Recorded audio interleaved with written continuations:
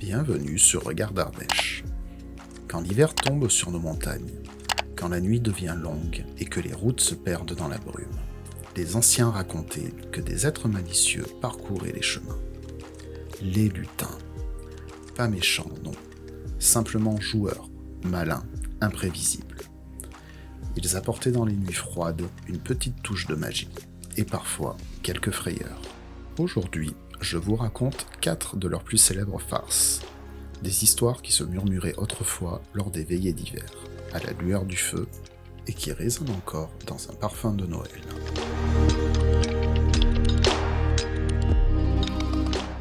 Un dimanche soir, 2 habitants du Sclade quittent Saint-Cyrgue. Ils ont ri, discuté, peut-être un peu bu. Et maintenant, la nuit d'hiver les enveloppe. Le froid pique les joues. La lune éclaire à peine le chemin. Jusqu'à la palisse, rien d'anormal. Mais, en franchissant le ruisseau des Trois Loirs, le silence se brise. D'abord, un murmure. Comme des voix qui chuchotent juste derrière eux. Ils se retournent. Rien. Le vent, peut-être ? Puis, un rire étouffé. Puis, 2. Une cavalcade de galops surgit dans la nuit. Les hommes s'écartent en urgence, persuadés qu'un cavalier fonce droit sur eux. Mais personne ne passe. Entre le bois du boucher et celui de Chaumeil, les 2 compères sentent une présence. Des silhouettes les frôlent, comme une procession invisible qui les engloutit. Les pas sont réguliers. Le cortège avance sans un mot. Et autour d'eux, des ombres dansent, rapides, furtives, comme des flammes dans le vent. À la descente de Richmal, tout s'écoule comme un ruisseau sombre. Puis soudain, un grand éclat de rire, sec, clair, moqueur, et tout disparaît. La nuit retrouve son silence. Les voyageurs, eux, mettront longtemps à s'en remettre. Mais les anciens le savent, c'est l'œuvre d'une bande de lutins, ravis d'avoir joué un tour au plein cœur de l'hiver.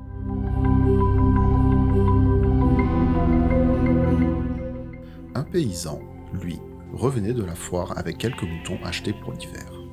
La nuit tombait vite, et à la descente du crot, il remarque qu'un mouton s'écarte du troupeau. La bête part d'un pas décidé. Le paysan accélère. Le mouton s'arrête, mêle, puis repart aussitôt. Le manège recommence, encore et encore.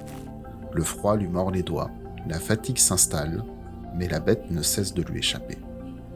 À chaque fois qu'il croit l'attraper, le mouton bondit hors de portée, comme s'il riait de lui. Au bout d'un moment, épuisé, il finit par lâcher. « Va au diable, sale bête !» Et en revenant vers le troupeau, tous les moutons sont là, alignés, immobiles. Pas un ne manque. Alors il comprend. Ce n'était pas un mouton, juste un lutin transformé, mort de rire sous sa forme animale, décidé à le faire tourner en bourrique cette nuit-là.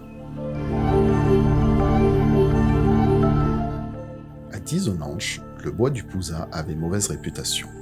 La nuit, les arbres semblaient se rapprocher, comme s'ils voulaient avaler le chemin. Mais les hommes courageux y passaient quand même, pour aller à la foire, même en plein hiver. Une nuit glaciale, en traversant la forêt, ils tombèrent sur un obstacle. Des arbres entiers couchés en travers du sentier, arrachés, tordus, emmêlés. Impossible de passer. Ils prenèrent alors un long, très long détour. Mais à peine sont-ils éloignés que des cris retentissent dans la nuit, aigus, rapides, presque des rires.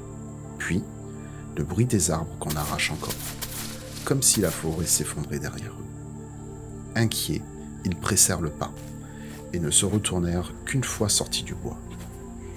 Le lendemain, en repassant par là, ils découvrent un sentier parfait. Aucun arbre ne bloque le passage, pas une branche au sol. Les lutins avaient dû s'ennuyer cette nuit-là, et avaient décidé de rendre la forêt un peu plus vivante qu'elle ne l'était vraiment.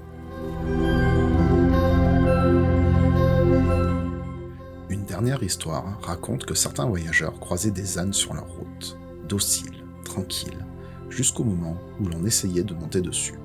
Alors, piouf, ils disparaissaient dans l'air froid.